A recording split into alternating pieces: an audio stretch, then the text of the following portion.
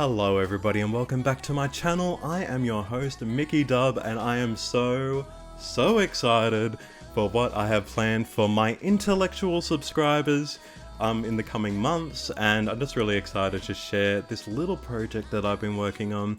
So I really can't wait to have you all along on the ride. Now just before we get started, I'd like to announce the sponsor of today's video.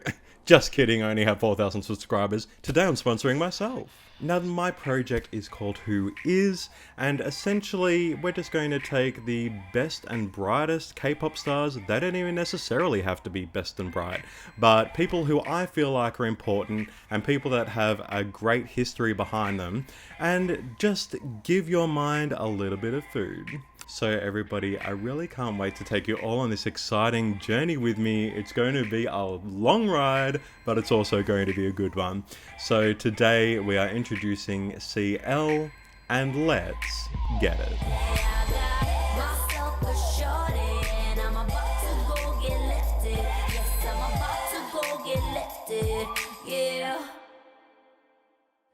Singer, rapper, producer, fashion icon, and all-around badass female. No, I'm not talking about Beyonce.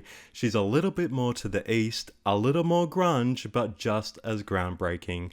Lee Chae-rin, or CL for short, has appeared in Vogue, modelled for the biggest bands, and was named the most inspiring Asian woman in 2019 by the People's Choice Awards. If BTS paved the way, then CL made the cement for them to do so. So, who is CL and why does she matter? Well, sit back, no, stand up, get turned, pump your speakers up to 11, and we're going to go headfirst into the life of the CL. Into the life of CL in 3, 2, 1. CL was born in Seoul, South Korea, obviously, but what might not be as obvious is that she grew up living an international life at an early age. CL spent most of her early life living in Tsukuba, Japan, with her father while studying the French language in Korea. At the age of only 13, CL moved to Paris as an international student for 2 years. This is where she gets her first taste of what she will soon become known as a fashion icon. At 15, CL was offered an audition with YG Entertainment after sending them a demo of her mixtape. Let's get it, CL!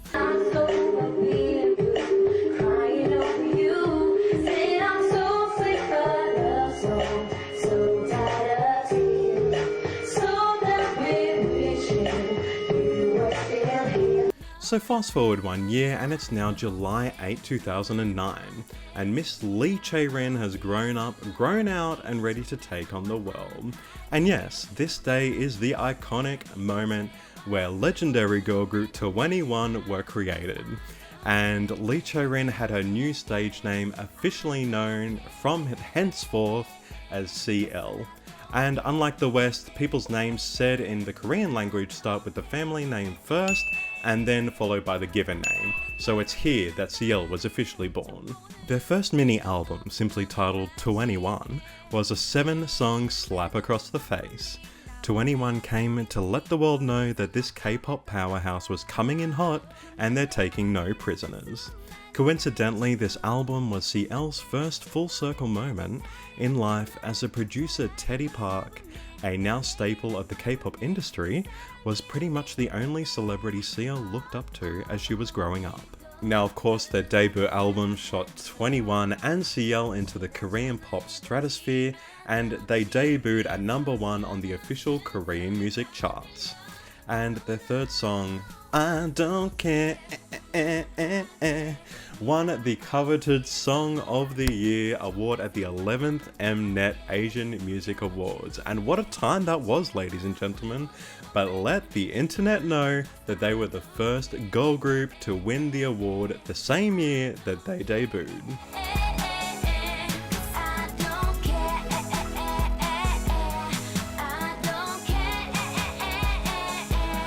Now it's May 28, 2013, and oh, what a time to be alive. Have you heard of Napa on Gijibay? No? Well, where my bad girls at? This is it, everybody. This is a day as CL officially becomes the baddest female with her song of the same name.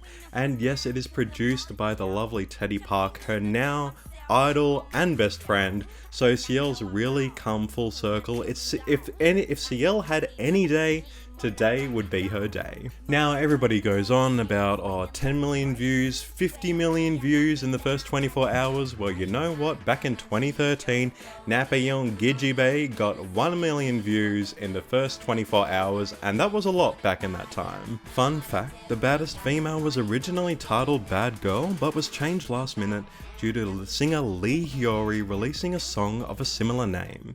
Now moving fast, CL went from singing the songs others created to composing and writing music for herself and her close friends. CL wrote 3 songs on the second and final 21 album, Crush, which was labelled the 6th best pop album of 2014 by Rolling Stone magazine. Now of course, Crush exceeded expectations and remains the continued legacy of a girl band that once was. And the album release was not without its controversies. There was a few things that you can go and look up on Google, because I'm not getting into that, because we're all about positivity here on my channel. Anyway, it's the music videos from the releases from Crush that were really chef's kiss quality. Gotta Be You and Come Back Home remain as iconic today as they did the day they were released. 4 gorgeous ladies wearing the latest moschino, walking around in a pastel fantasy, and a rebellion against the world in a high fashion couture still resonates in today's world.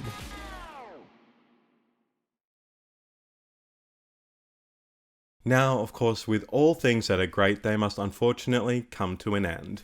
So due to unforeseen circumstances, CL and all of 21 went on hiatus. For ever.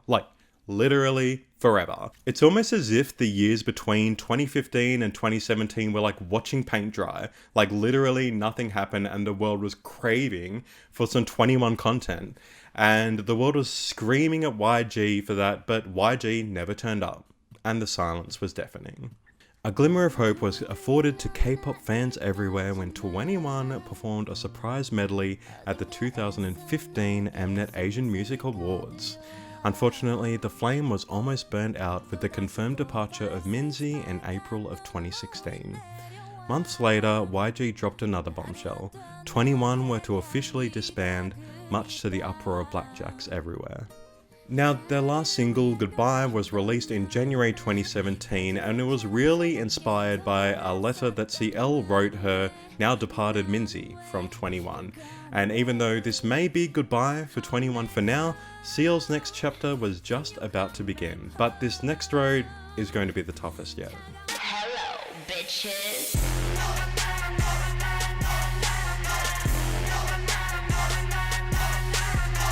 Now, being the queen of comebacks, if there's one thing that you would say to anybody to have the biggest impact, it would be, hello, bitches.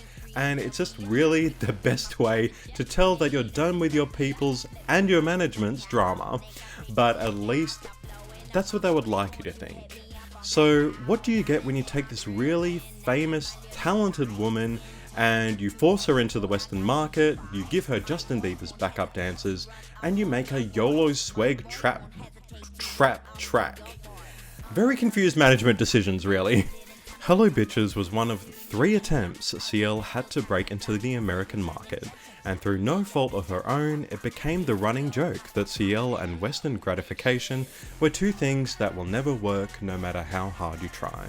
Enter Scooter Braun, the manager of Justin Bieber and Carly Rae Jepsen, CL's new manager. Now that CL appeared to be finally breaking away from the shackles YG has had her in all these years, we were able to finally get more CL, right?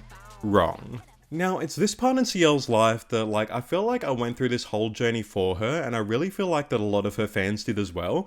There was this push and pull and a power play between, is CL actually managed by Scooter Braun, or is she still under YG? And there was all these controversies between all 3 people. There was CL commenting on and liking other people's Instagram posts that are bashing YG. There's Scooter Braun coming out saying that, oh, YG's not letting me release any tracks, but CL's actually got a whole album waiting to be released, but they can't.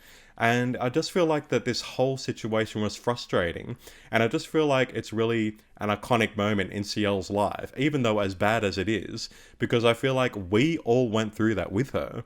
Like, I just feel like the mismanagement of CL through all of these years, not only with 21, but with herself as well, I just feel so passionately, and I really feel like that's why her fandom, the GBZs, just really are so passionate about CL, because she's really gone through hell and come out the other end. It's now August 11, 2019, and YG Entertainment has officially released the statement we've all been waiting for. CL has officially left YG Entertainment. And it wasn't really as saddening as much as it was like a complete sigh of relief. But unfortunately, CL wasn't really afforded the same decencies that certain other members of YG that had more problematic issues actually were given during their time at YG and afterwards. Now, it's on the same day CL's social media just disappeared. Like, literally everything related to YG was just gone overnight. Her YouTube, Facebook, Instagram, everything. Like, everything was just wiped clean. Even her artist profile from the YG website was just gone, even though 21's is still there, and coincidentally, some other people that aren't with YG either. But we're not going to be talking about them in this video. Several months later, and the dust has settled, and the storm has passed, CL has faced all odds and still lived to tell the tale. In the Name of Love was CL's redemption song, or in this case album, a 6-track album from the heart. It's both a culmination and realization of the CL we've all grown to know and love. Everything is right with the world, and CL stands in solidarity with us all, together at last. And ladies and gentlemen, that's what brings us to today. CL has just been announced as the latest artist welcome to the Weverse platform owned by Big Hit Entertainment, one of the fastest growing entertainment companies in Korea. You definitely might have heard of them. But her forthcoming studio album, Post Up, is scheduled to release very shortly, and the Queen has regained her rightful throne once again, this time for good. So everybody, if you've made it this far in the video, thank you so much for watching. I really hope that was informative, and please feel free to leave a comment below. Also feel free to like and subscribe, and you know what, just do whatever the hell you want. I love hearing all of your feedback, and that's really how we're going to get much better at this journey together, everybody. So I really hope to see you all in the future on a next video. It won't be too far away. Bye everybody.